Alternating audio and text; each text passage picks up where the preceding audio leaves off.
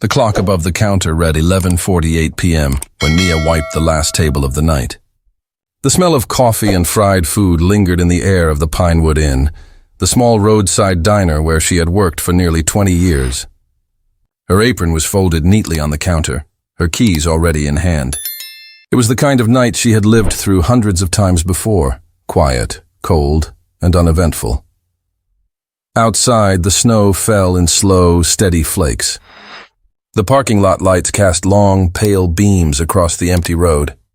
Mia stepped out, locking the back door behind her, her boots crunching through the thin layer of snow.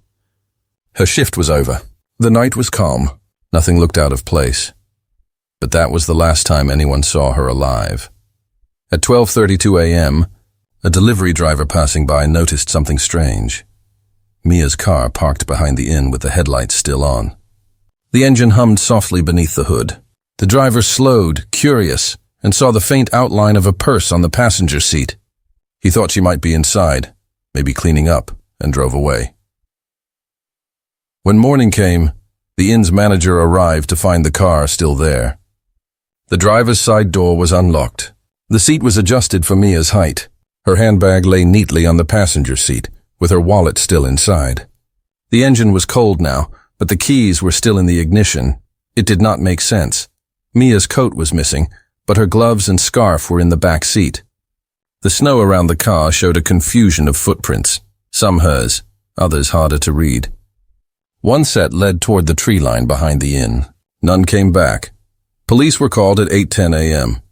2 patrol cars arrived from the local department, and soon Detective Harold Briggs from the Vermont State Police took command. He was a quiet man with sharp attention to detail. He crouched beside the car, brushing away snow to reveal the faint tire marks near the rear bumper. Another vehicle had been there recently, the tracks half erased by the night's snowfall. The air was sharp with cold. Officers spread out, their breath rising in the white morning air, calling her name. Nothing but the sound of wind through the trees. Inside the car, Briggs noted the details that would later define the investigation. The purse untouched, the half-empty thermos on the seat. A paper bag with leftover pie from the diner's kitchen. The passenger door had a small smear of mud near the handle. No signs of struggle inside. Behind the inn, searchers followed the single line of footprints that led toward the woods. They disappeared after 20 yards, swallowed by snow and darkness. The ground beneath the trees was uneven, marked by frozen roots and half-buried stones. They found nothing. No torn fabric, no blood, no sign of movement beyond that point. By noon, the area was taped off. State troopers swept the grounds, their boots leaving deep impressions in the snow. The scene was quiet except for the occasional crackle of police radios. A few employees stood nearby, shivering, watching as officers examined the area where Mia's footprints ended. Detective Briggs ordered the car to be towed to the forensic garage. Inside, technicians photographed every inch. They dusted for prints, bagged cigarette butts from the ground nearby, and collected a broken earring that lay near the back bumper, a small gold hoop. Later, her daughter would confirm it belonged to Mia. The day stretched on without progress. Reporters gathered near the inn's entrance, their questions met with silence. The only statement released was that a local woman was missing under suspicious circumstances. That night, temperatures dropped below freezing. The snow hardened into a crust over the field behind the inn. Search dogs were brought in from Montpellier, their handlers tracing every possible path through the woods. The dogs followed a scent for less than half a mile before stopping near a stream where the ice had cracked. The trail ended there. No one knew if she had fallen, run, or been forced. By the second day, more than 30 volunteers had joined the search. Helicopters circled the area, their rotors slicing through the cold air. From above, the land stretched endless and white. Too much ground, too few clues. Detective Briggs worked through the night, reviewing statements from Mia's co-workers. One remembered her leaving alone. Another said he saw a dark sedan parked near the back of the lot just before closing. No one recognized the driver. No one could recall the license plate. At 3 a.m., the detective stood alone by the now empty parking lot, the yellow tape flapping in the wind. Snow covered the tire tracks again, as if the night was trying to erase everything that had happened. He stared toward the woods, the beam of his flashlight cutting into the dark, and wrote a single line in his notebook. She did not leave on her own. In the following hours, the investigation widened. Roadblocks were set up along the nearby highway. Troopers stopped passing cars asking if anyone had seen a woman walking or hitchhiking that night. No one had. Not a single confirmed sighting was ever reported. By the end of the week, the case had already turned from a disappearance to a suspected abduction. The search perimeter grew larger, reaching neighboring counties. Volunteers combed the frozen riverbanks, barns, and empty fields. Nothing surfaced. Mia's family arrived from out of town. Her 2 adult children met with detectives, providing recent photos and describing her habits. She was cautious, they said. She never left work without calling home. She never took rides from strangers. Each detail added to the growing sense of dread. When the search officially paused on the 10th day, the snow began again, heavy, relentless, covering the tire marks, the footprints, and every trace of that night. The Pinewood Inn reopened its doors, the regulars returning to their booths, but an unspoken silence hung over the place. Her coworkers avoided the back exit. No one parked behind the building anymore. For weeks, the car remained in police storage, a silent witness to a night that refused to give answers.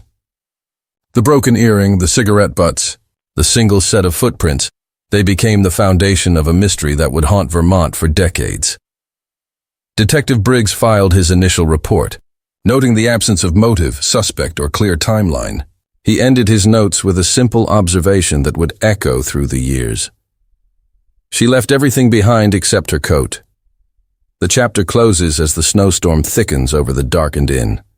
The light above the back door flickers once, then goes out.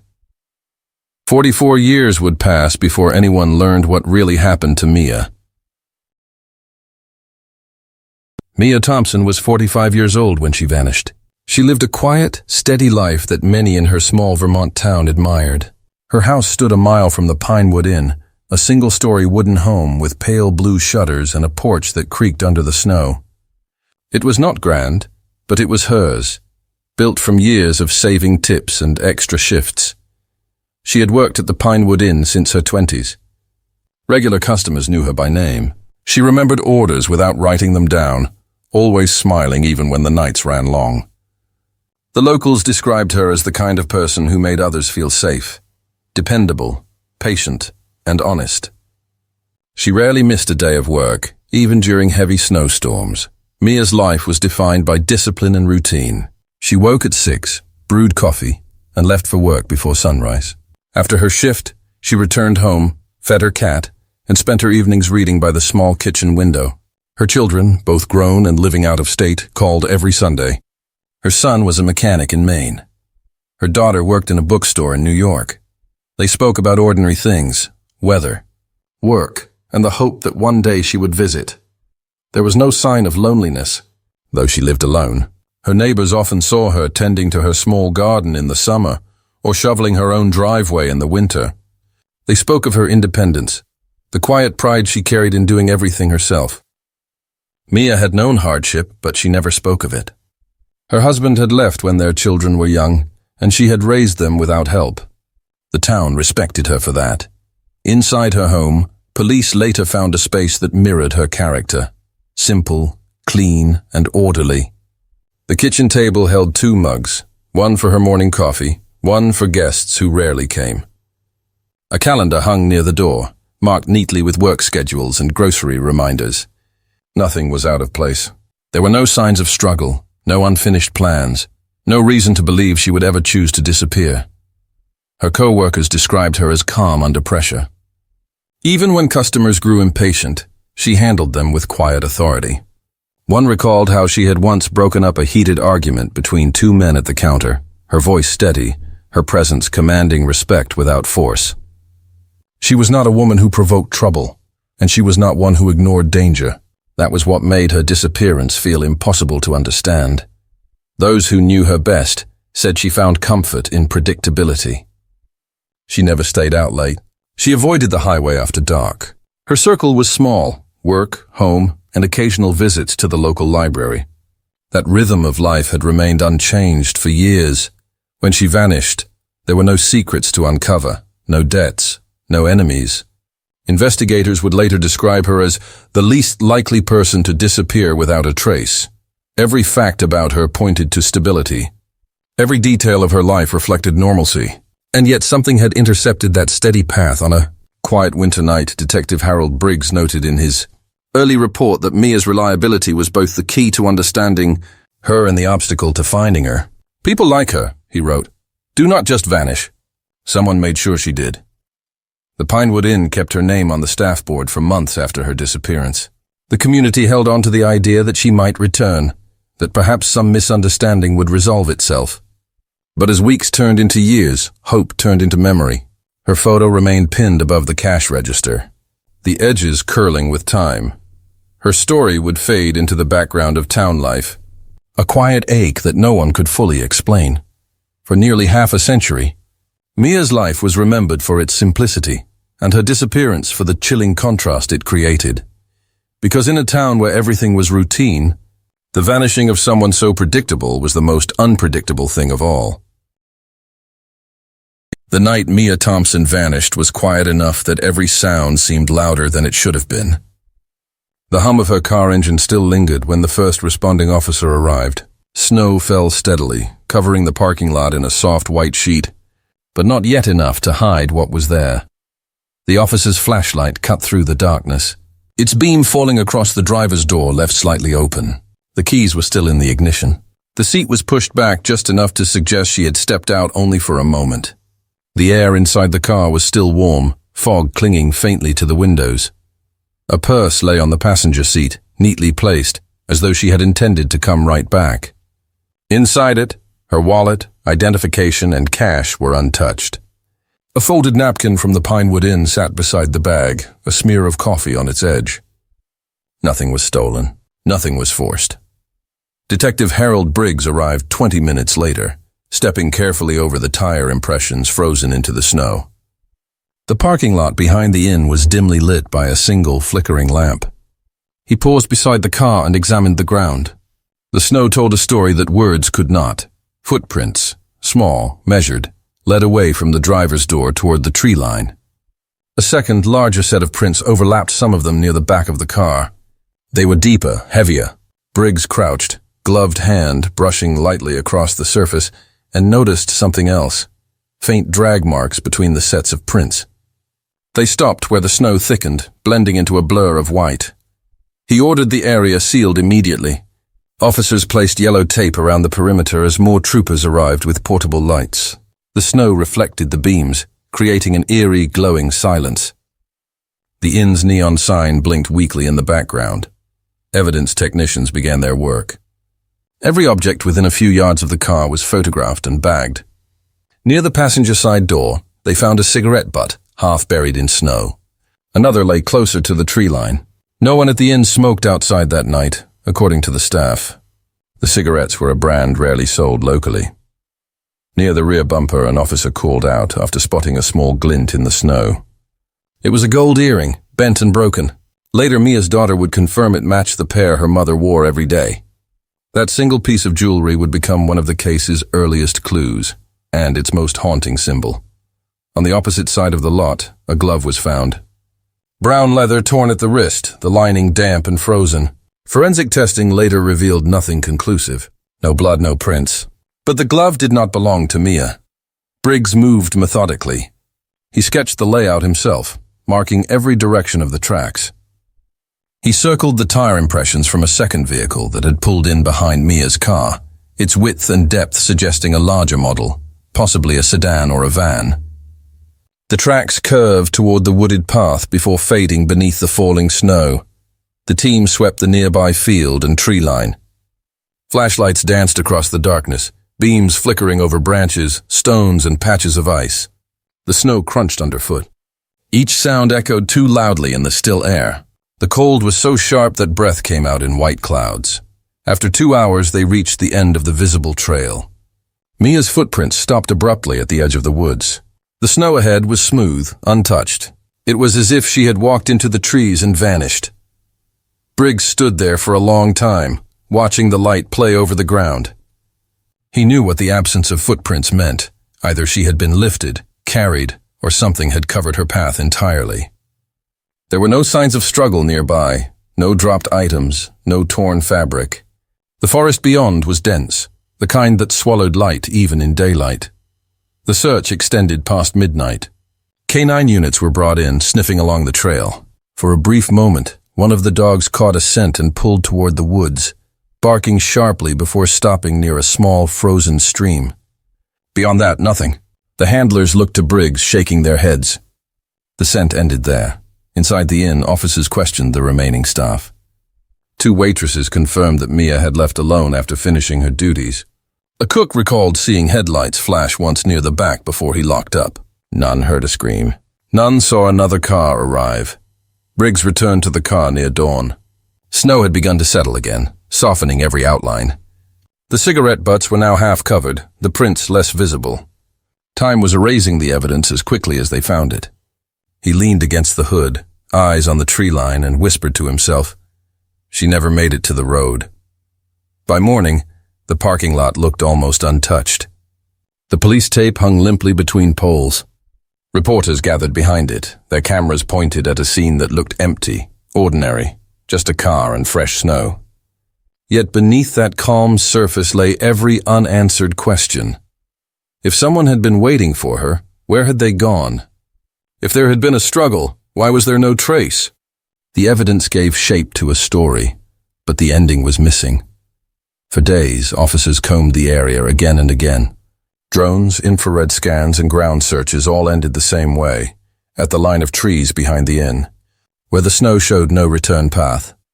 Detective Briggs recorded the final note of his first report with a chilling observation. Footprints entered the woods. None led back out. The sentence would echo through every future document, every interview, every theory about that night. It became the defining mystery of the case, the moment where logic stopped and fear began. The Pinewood Inn continued its routine the following week. New snow fell, covering what remained of the scene. Travelers parked in the same lot, unaware of the investigation that had unfolded there. But for the detectives who had seen it, the image never faded. A car left running in the cold, a purse untouched, and a line of footprints that ended where they never should have. Detective Harold Briggs took command of the investigation the morning after Mia's disappearance. He was a man known for order and patience, not driven by emotion, but by a quiet precision that made him one of the most respected officers in the Vermont State Police. He believed that every mystery had a pattern, and that people, no matter how careful, always left something behind. He began by returning to the scene. The car was now inside the forensic garage, its exterior dripping melted snow. Technicians had finished dusting for prints, but the results offered little. Dozens of smudges covered the driver's door and handle, most likely her own. No clear foreign prints were recovered. Inside, the purse and thermos were bagged as evidence. The cigarette butts found near the tree line were sealed in small brown envelopes and labeled for analysis. In 1975, forensic technology was still limited. DNA testing did not exist. Fingerprint databases were manual. Every comparison was done by hand and eye. Briggs knew the process would take weeks, maybe months, before answers surfaced, if any surfaced at all. His first task was to retrace Mia's final steps. The Pinewood Inn reopened the day after the search was suspended. Briggs arrived early, standing in the same narrow hallway she had walked through before stepping outside. The kitchen smelled of detergent and stale coffee. Staff moved quietly, their faces heavy with worry. He began interviews one by one. The cook, a man named Louis Parker, said he had finished cleaning the kitchen around 11:40 p.m. He recalled seeing Mia wiping tables near the window. She had waved goodnight and mentioned the cold. Nothing unusual. 2 waitresses confirmed the same. One remembered a stranger sitting at the counter earlier that evening, a man in his late 30s wearing a dark jacket and a trucker's cap. He had stayed long after his meal was finished, watching the clock more than the door. She assumed he was waiting for someone, but no one ever arrived. When asked what time he left, she hesitated. Right before closing, she said. Maybe 10 minutes before Mia did. Briggs wrote it down carefully. The man's description was vague, but it was the first real lead. Patrols were sent along the nearby highway, checking gas stations and motels for anyone matching it. Flyers with a sketch were distributed within 2 days. The inn's guest book was examined, though most travelers paid in cash and left only first names. Meanwhile, the search continued through the woods behind the inn. Volunteers from nearby towns joined state troopers, forming long human chains that combed every ridge and stream. Each time they returned with nothing but frost-bitten hands and silence. The landscape seemed determined to hide its secrets. Briggs visited Mia's home next. The living room was untouched, her bed made, the radio still set to her usual station. On the kitchen counter sat a note reminding her to pick up groceries that Saturday. Her world had simply paused mid-motion, waiting for her to return. He found no signs of forced entry, no missing belongings. Her children arrived to identify items and confirm that nothing appeared stolen. The investigation, now officially categorized as a suspected abduction, expanded to surrounding counties. Over the following week, Briggs worked late in his office, surrounded by maps and photographs. Red pins marked every sighting, every call, every theory that came through the phone lines. Tips poured in, none of them solid. One report came from a truck driver who claimed to have seen a woman walking along Route 12 the night she vanished. He described her coat and height, but when officers checked the area, the snow had already buried any sign. The lead went nowhere. Another call came from a nearby town, where a waitress thought she recognized a man matching the suspect's sketch. He was arrested at a rest stop 2 days later, a drifter with no fixed address. He carried a small knife, several motel receipts, and a record of minor thefts. For a brief moment, it seemed like the case had cracked open. Under questioning, the man admitted to being near the Pinewood Inn that night. He said he had stopped for coffee but left before closing. His story matched the waitress's description exactly, but when tested against the limited evidence, nothing connected him to Mia's disappearance. His boots did not match the prints at the scene. The cigarette brand he smoked was different from the one found in the snow. He was released 3 days later, his name cleared, his presence reduced to coincidence. The setback weighed heavily on the team. Briggs watched as his officers erased the red circle around the drifter's photo from the evidence board. One more lead gone, one more dead end. The small town of Norwich began to feel the strain. The Pinewood Inn lost customers. Women started locking their doors earlier. Parents warned their daughters not to drive alone at night. The disappearance had changed the rhythm of life there. Fear lingered in places where conversation once did. Briggs returned to his desk each evening with the same files, the same photographs, the same unanswered questions. He stared at the map of Vermont pinned to his wall, tracing the route from the inn to Mia's home with his finger. It was barely a mile. How could someone vanish so completely within such a short distance? Days turned into weeks. The cigarette butts were analyzed, but the lab could only confirm that 2 were from the same brand, non-local, untraceable. The torn glove yielded no results. There were no fingerprints, no identifiable fibers. By the 3rd week, the case had stalled. Patrols were scaled back, and media attention faded. Briggs continued to revisit the scene alone, standing in the snow, hoping for something he might have missed. But the landscape remained silent. The last official report of that month closed with one line written in Briggs's careful handwriting. Lead suspect cleared. Investigation ongoing. Evidence inconclusive. It was the first of many such conclusions that would define the years ahead. And as the winter deepened, so did the mystery of what happened to Mia Thompson. The posters appeared first. They were printed on cheap paper, black ink fading against the winter air. Missing. Mia Thompson, age 45. Her smile stared out from every grocery store window, every lamppost, every church bulletin board in Norwich. Within days, the town had turned into a quiet search party. Volunteers combed the nearby woods with flashlights and walking sticks, moving in slow, determined lines. The snow muffled their footsteps, and the only sounds were the distant calls of officers marking each completed sector. No one spoke much. The silence itself felt like respect. At night, the community gathered in the church basement. Coffee urns steamed beside boxes of tissues. The pastor read brief prayers, but most simply sat in stillness. A few candles were lit near her photograph, their flames bending in the draft from the old windows. It was not dramatic. It was not loud. It was grief contained, disciplined, and raw.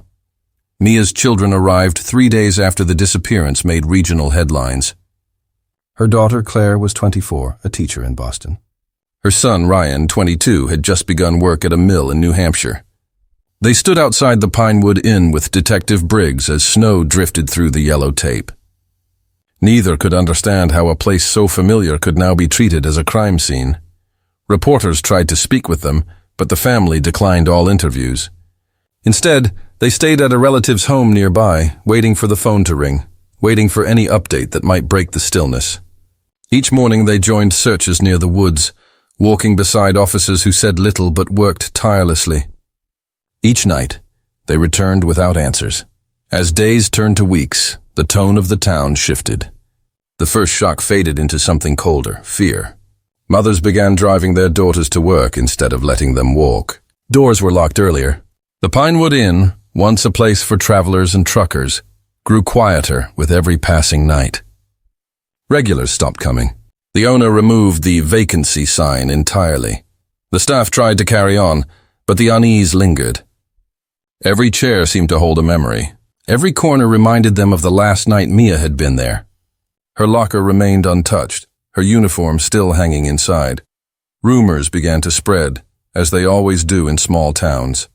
Some whispered about the stranger at the counter that night, others about jealous ex-customers or hidden debts. Each version grew slightly darker as it passed from one person to the next, but none of it matched the evidence.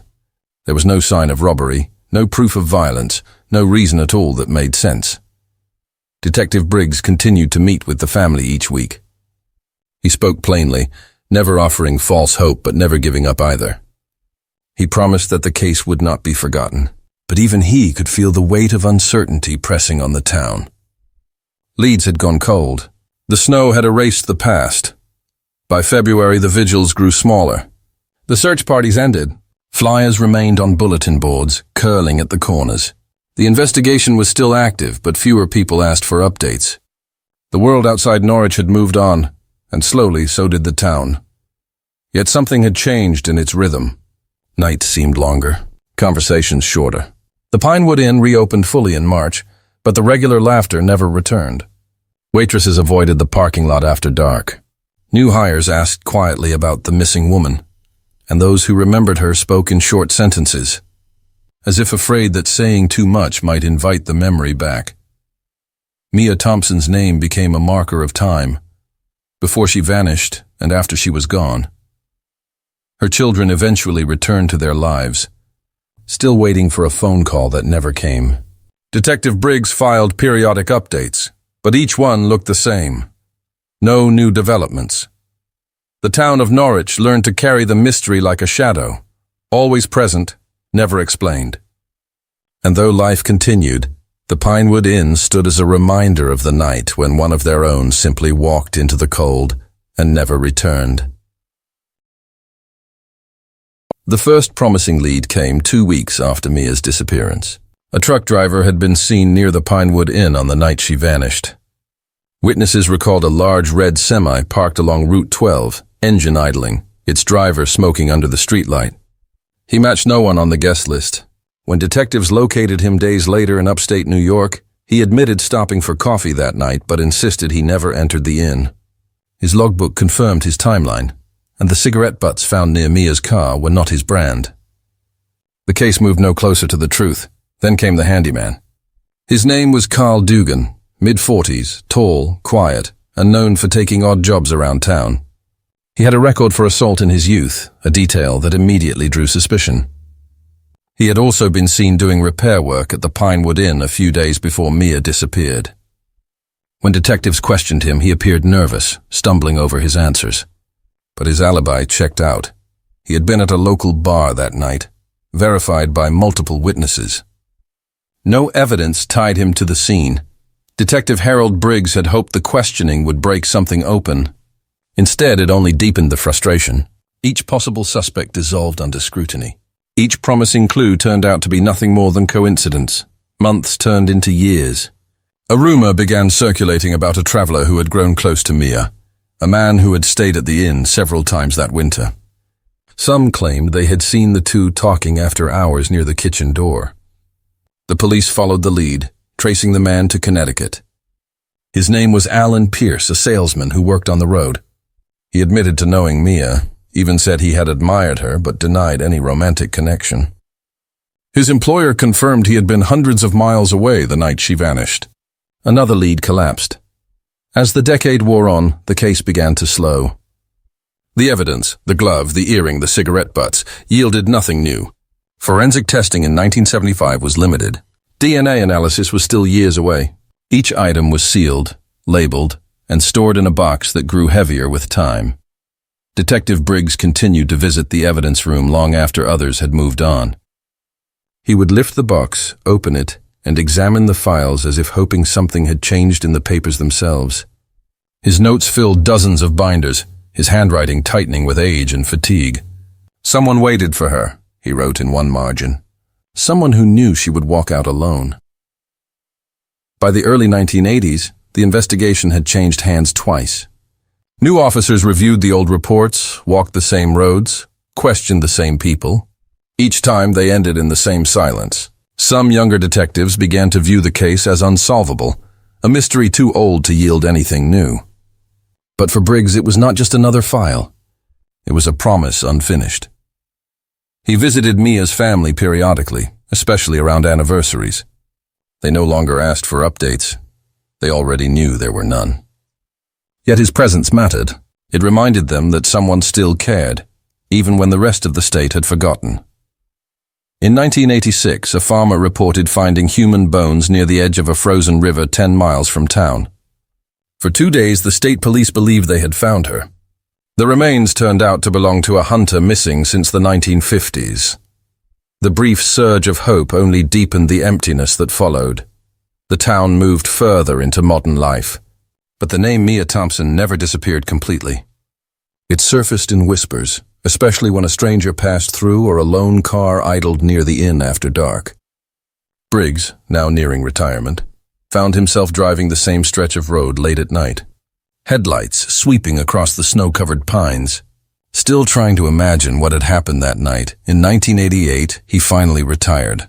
His last day on the job, he packed his things into a single cardboard box. Before leaving, he stopped by the evidence room one final time. He rested his hand on Mia's case file and said quietly, "Someone needs to finish this." Then he left, closing the door behind him.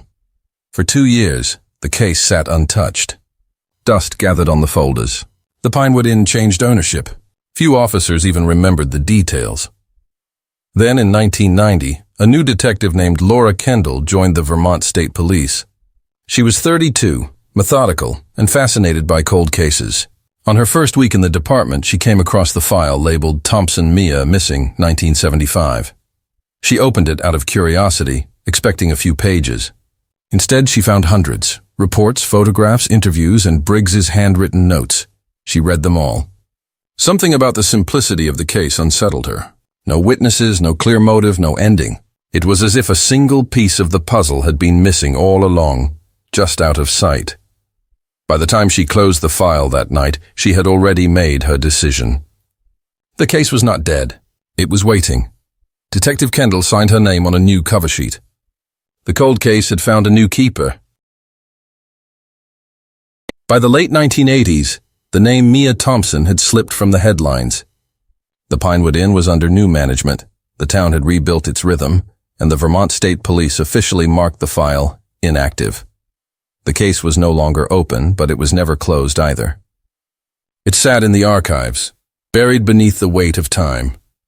Inside a steel cabinet in the basement of the state headquarters, the evidence box rested on the lowest shelf. A white label, yellowed with age, bore her name in fading ink. Thompson, Mia, 1975. Inside were the fragments of a life interrupted, a broken earring, a torn glove, a few cigarette butts sealed in glass tubes, and black and white photographs that had long since begun to lose contrast. Each item had once been a spark of hope, but now they were only relics. Investigators moved on to newer cases, newer victims, newer mysteries. The urgency that had once filled entire rooms had been replaced by silence. Mia's children called less frequently as the years went by. The answers never changed, and each call became a reminder of what was missing. Her daughter Claire eventually married and moved west. Her son, Ryan, kept a small photograph of his mother in his workshop, but rarely spoke of her. The grief had settled into something quieter, a weight that no longer hurt as sharply, but never lifted. Detective Harold Briggs lived another few years after retirement. He spent much of his time in his home near Montpellier, still keeping a small folder of personal notes about the case. In his final years, his handwriting grew faint, his entries shorter. "No new updates," he wrote in 1991, still thinking about the woods.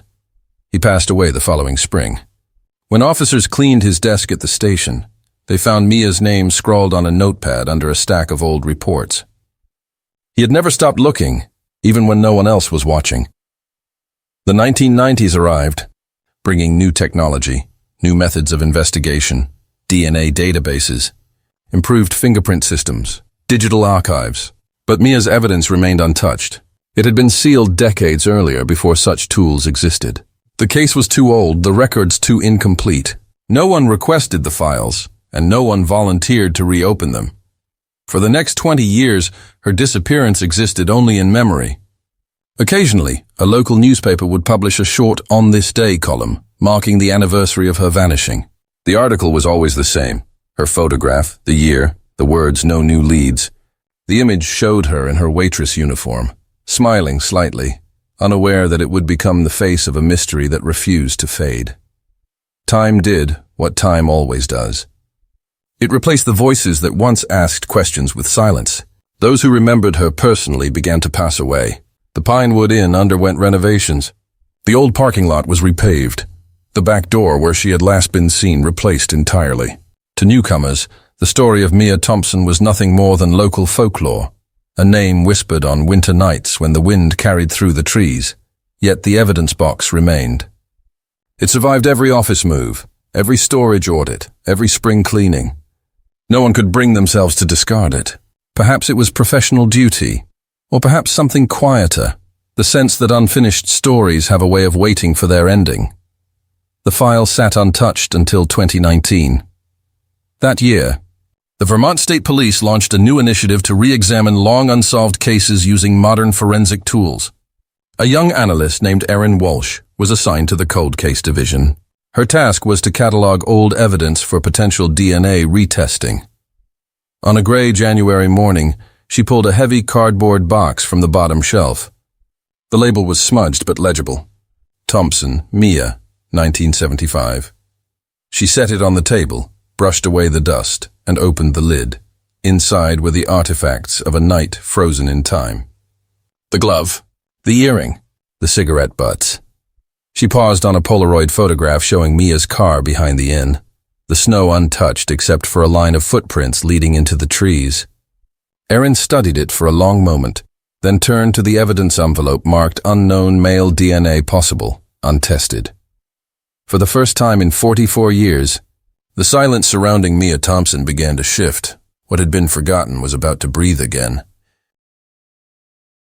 The evidence box had waited 44 years for this moment.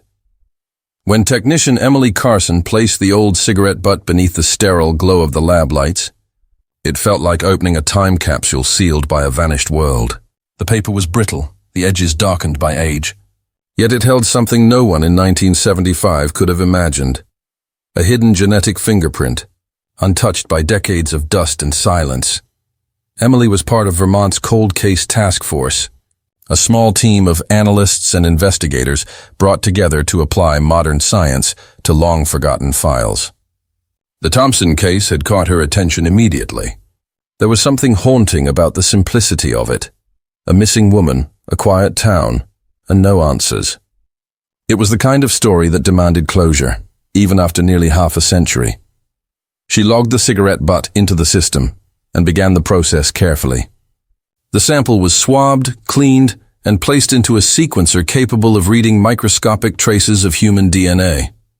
It was work that required precision and patience. Each stage took hours: extraction, Amplification, comparison.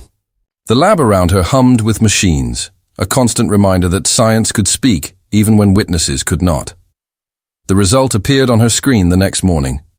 Partial male DNA profile successfully extracted. It was not perfect.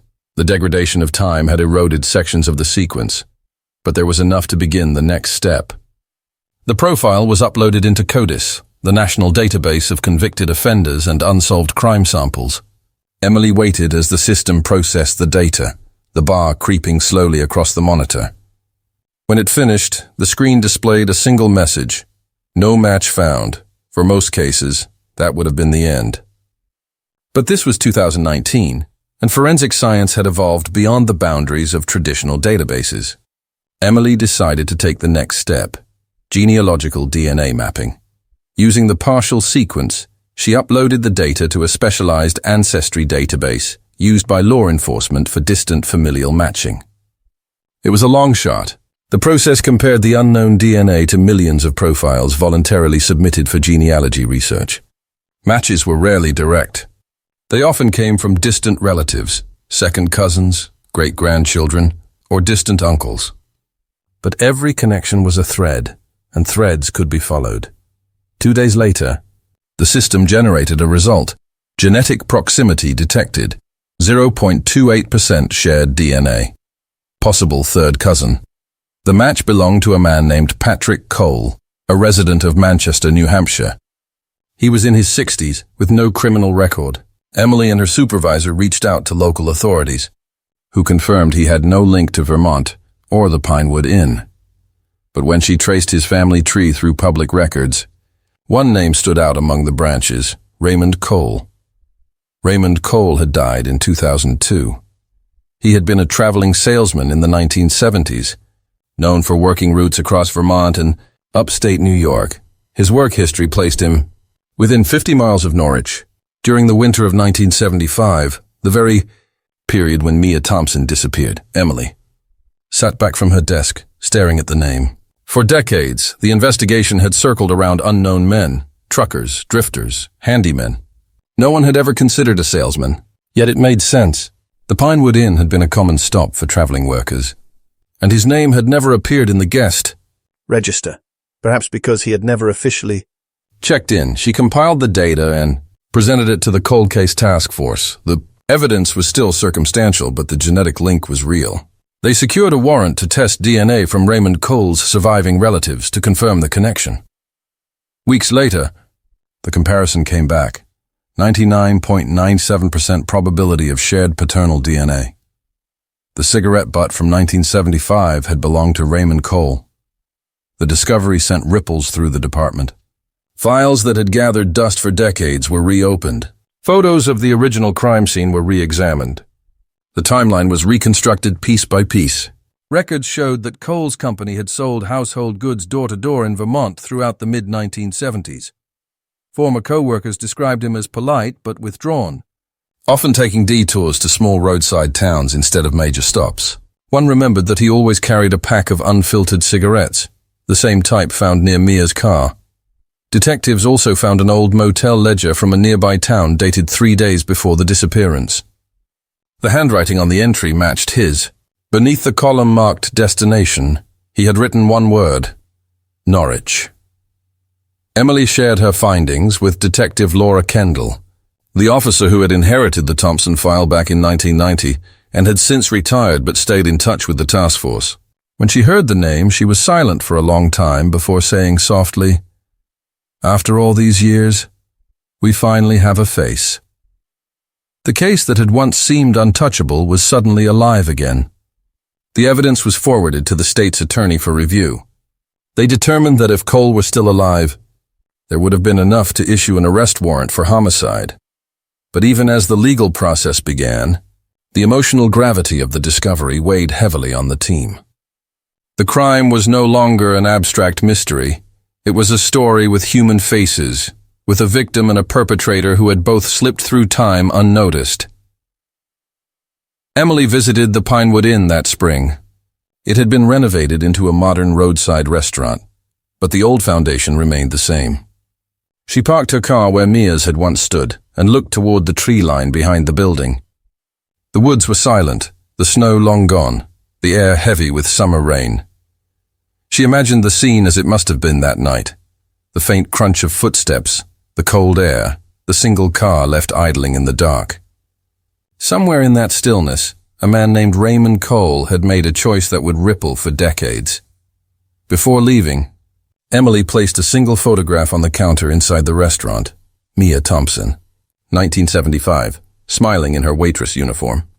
For the first time in 44 years, the story that had begun in silence finally began to speak. And in the quiet hum of a forensic lab, under the white light of science, a woman's voice, long buried beneath the snow of Vermont, was finally heard again.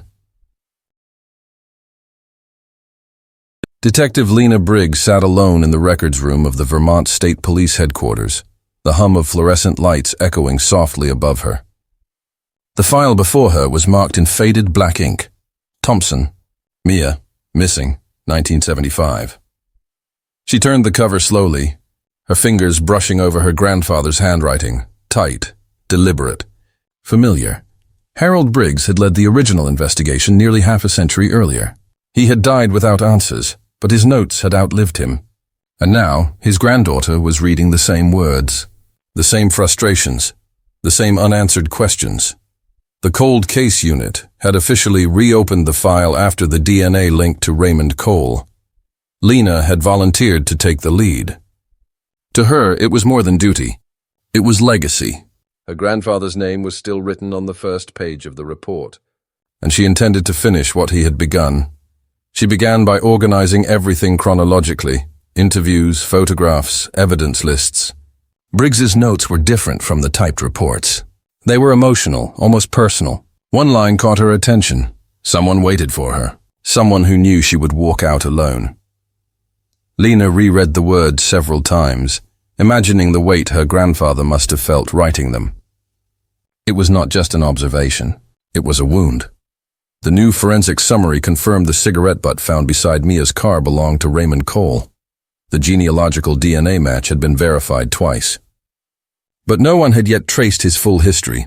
That became Lena's mission. She spent long nights in front of her computer, cross-referencing public records, corporate archives, and old hotel registries.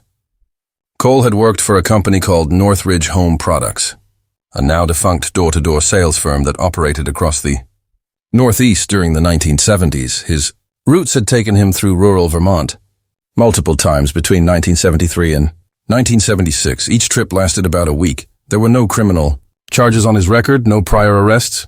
On paper, he looked ordinary. But in the margins of an old police report, Lena found a note written in pencil by her grandfather. Reported harassment at diner, 1974. Man matches Cole's description. Case dropped. It was the first trace of darkness in an otherwise clean history. Lena drove to the local archives in Montpelier and requested employment records from the defunct company. In a faded ledger, she found his signature. It matched the handwriting on the 1975 motel ledger where he had written Norwich under destination.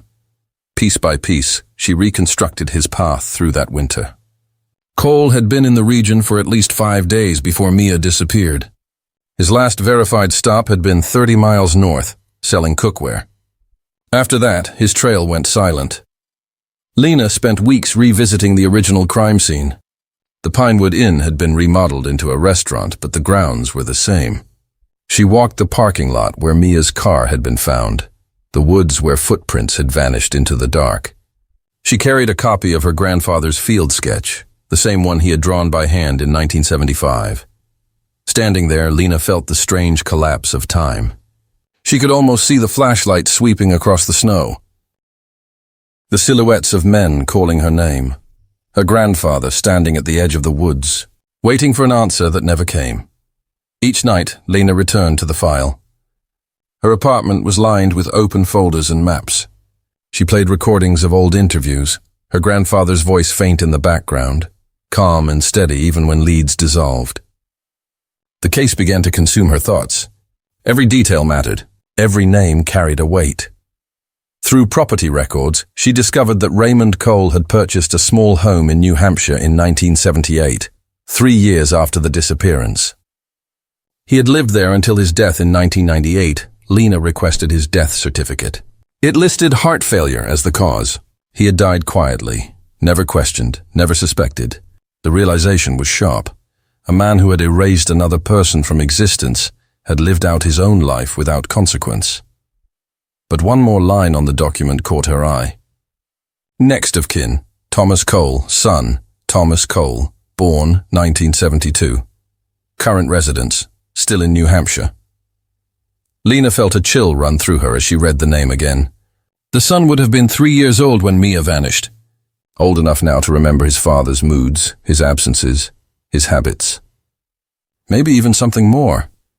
She closed the file slowly, the sound of paper echoing in the empty room. Outside, the winter wind rattled the windows, the same wind that had once carried the last traces of Mia's footsteps into the woods. Lena glanced at her grandfather's old photograph on her desk, his uniform crisp, his expression calm. "We are close," she whispered. "I promise." The next morning, she called the New Hampshire State Police to request a welfare check and address confirmation for Thomas Cole. The officer on the line paused, typing, then replied, "Yes, he's here. Lives just outside Concord. Works as a carpenter," Lena thanked him, wrote down the address, and looked at the Thompson file one last time. The case that had begun with her grandfather was now hers to finish. 44 years of silence were about to meet the first sound of truth, and the man who might hold the final key to Mia Thompson's fate was still alive. The drive to Concord, New Hampshire was quiet. Detective Lena Briggs watched the bare trees pass by, the winter light dimming behind clouds. She carried only one file, the Thompson case, and a single objective: to speak to Thomas Cole, son of the man whose DNA had been found beside Mia Thompson's car. When she arrived, Thomas was already waiting. A tall man in his late 40s, his posture carried a weariness that seemed older than his years. His home was modest, the air faintly smelling of sawdust and old wood. He worked as a carpenter, just as the record said. Lena introduced herself calmly, explaining why she was there. He nodded slowly, saying little. When she placed the folder on the table, his eyes lingered on it for a long moment. "This is about my father," he said quietly. "Yes," Lena replied. "Raymond Cole." She opened the file, revealing the evidence summary and the DNA report. The words were simple, factual, impossible to dispute. Cigarette butt recovered from 1975 crime scene. Male DNA match to Raymond Cole. Verified through genealogical analysis. Thomas stared at the document. His hands trembled slightly. "I knew this day might come," he said, "but I hoped it would not." At first he denied any knowledge. He said his father had been a salesman, always on the road, never violent. But as the minutes passed, his composure weakened. His breathing slowed, his gaze unfocused. Then, in a voice barely above a whisper, he said, "He told me something before he died." Lena leaned forward. "What did he tell you, Thomas?" Thomas rubbed his forehead, his voice trembling. "He said he had done something terrible in Vermont. He did not give details, just said it was during one of his business trips in the winter. He cried when he said it. My father was not the kind of man who cried." Lena let the silence sit between them. The truth, after decades of uncertainty, was beginning to surface, quiet, steady, without drama. Thomas continued. "He used to stay at little motels, roadside places. He drank a lot then. My mother said he would come home angry, restless. Some nights, he would sit in the dark and say things that did not make sense. Once, he said, she did not scream. I thought he was talking in his sleep. I was a child. I did not understand." The phrase struck Lena immediately. She did not scream. The same words her grandfather had written in his private notes, describing how calm the crime scene seemed. No struggle. No sound reported by nearby guests. Thomas reached for a small metal box on a shelf and set it on the table. "I have something else," he said. Inside were old photographs, receipts, and a worn notebook bound in cracked leather. It was my father's. I never read it until recently. Lena put on gloves and opened it carefully. The handwriting was uneven, the ink faded. Most of it contained travel records and sales notes. But midway through, a darker section began. Fragmented lines, incomplete sentences. The snow was falling. She looked tired. I asked if she needed help. She smiled once. Then silence. The next page. M did not scream. I thought she would. I thought they always did. Lena felt the air leave her chest. There was no doubt who M was. She turned to the final entry. It read, "It followed me home. I still see her in my sleep." The confession was not signed, but it did not need to be. The words belonged to Raymond Cole, preserved by time and guilt. Thomas looked down, his voice breaking. I wanted to believe it was just his drinking, but after he died I knew. I could see it in his face. He was scared of something that never left him. Lena closed the notebook and thanked him. The evidence, though old, was enough to close the question that had haunted Vermont for nearly 50 years. She turned the journal over to the crime lab for authentication. The ink and paper matched materials produced in the 1970s. Forensic document analysts confirmed that the handwriting belonged to Raymond Cole, verified through old employment forms and personal letters. When the results came back, the finding was official. Raymond Cole was responsible for the abduction and presumed murder of Mia Thompson. The announcement was brief, factual and quiet, just as Mia's disappearance had been. News outlets covered it with restrained astonishment. After 44 years, Vermont's longest unsolved missing person case had found its answer. Lena visited the Pinewood Inn one final time, standing in the place where Mia's car had once been parked. The lot was repaved, the sign replaced, but the silence remained the same. Snow fell lightly, just as it had that night in 1975. She imagined her grandfather standing in that same spot, notebook in hand, unaware that the truth would one day reach his own bloodline. She felt both sorrow and completion, not triumph, but stillness. Thomas Cole later provided a formal statement recorded for the case archive. My father was not a monster every day, he said, but he became one once, and he carried that moment until it killed him. The Vermont State Police issued their final report 2 months later. It detailed the forensic confirmation, the recovered journal, and the confession passed through a dying man's words. There would be no trial, no confrontation, only a record. Mia Thompson's name was moved from the missing file to homicide solved. Detective Lena Briggs signed the closure form herself. The same family that had opened the file in 1975 had written its final line in 2019. As she placed the folder back into the archive, she whispered the words her grandfather had once written on the first page. Someone waited for her. Now, after nearly half a century, they finally knew who. The press conference was held in the main hall of the Vermont State Capitol.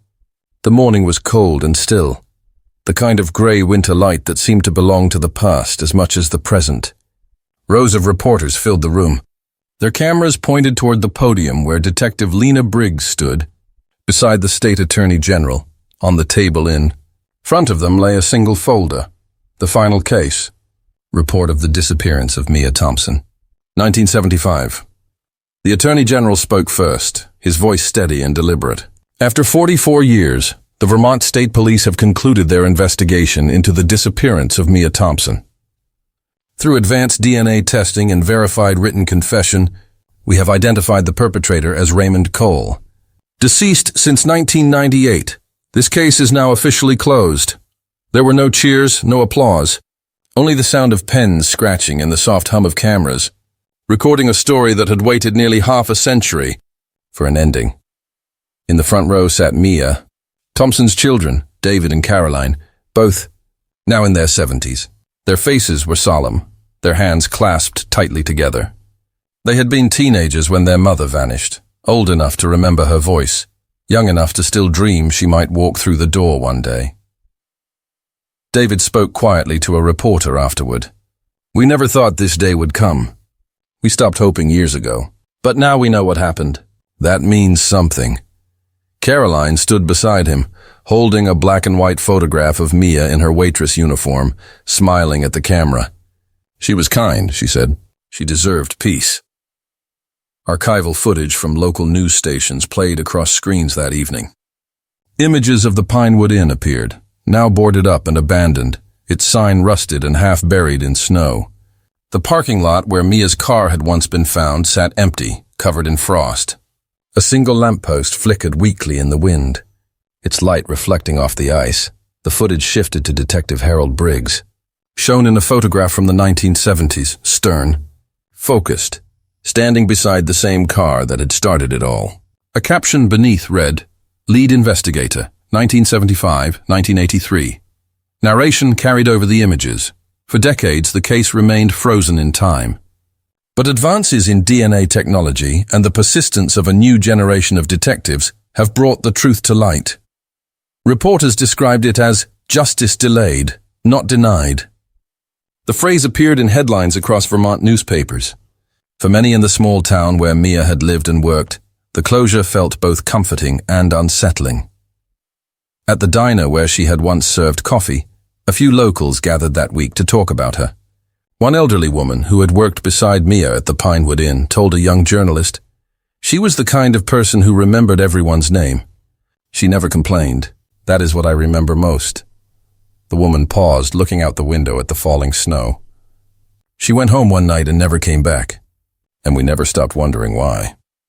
Back at the Vermont State Police headquarters, the original case file was moved to a new section marked Resolved Cold Cases. Detective Lena Briggs signed the transfer form herself. The handwriting matched the one she had seen years earlier on her grandfather's notes. Steady, deliberate, final. She paused for a moment before closing the cabinet.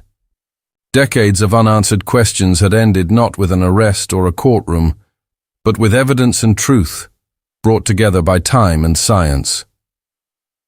Before leaving, Lena visited the archives room. She stood before a display board where photographs of victims from other unsolved cases still hung, faces frozen in black and white. Among them was a faded photo of Mia, the corners curled slightly from age. Lena adjusted it gently, pressing the pin back into place. "She was never forgotten," she said quietly. Outside, the wind carried snow across the Capitol steps. For the first time in 44 years, the file that once defined a community's fear was closed. There were no parades or celebrations, only a sense of quiet, justice that settled over those who remembered Mia. Thompson's name would never again be followed by the word missing. The final image in the documentary shows the old road leading, away from the Pinewood Inn covered in white, silent under the pale light of dawn. The narration closes softly. Time may bury the evidence. It may fade the photographs, silence the witnesses, and scatter the memories. But truth, once uncovered, stands unbroken, even in the coldest places. The Pinewood Inn stands silent now. The windows are boarded, the sign half buried beneath years of snow and wind. The road that once carried travelers to its door is empty. Only the sound of the wind remains, steady, unbroken, indifferent to memory. Inside the archives of the Vermont State Police, the file marked Thompson, Mia, 1975, rests on a single shelf. The papers inside are brittle, their edges yellowed with time. At the front of the folder lies a single photograph, a woman smiling, in a waitress uniform, unaware that her image would one day symbolize 4 decades of unanswered questions. For 44 years, her name lingered on walls, in old newspapers, and in the quiet conversations of a small town that never forgot.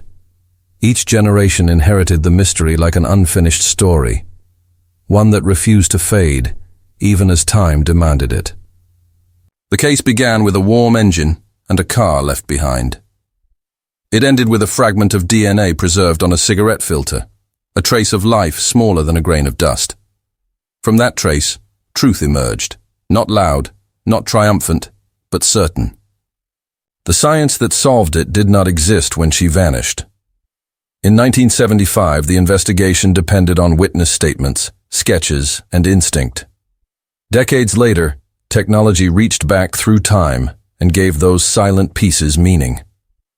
The cigarette, but, once overlooked, became the voice that spoke for Mia when nothing else could. Detective Lena Briggs closed the case her grandfather began.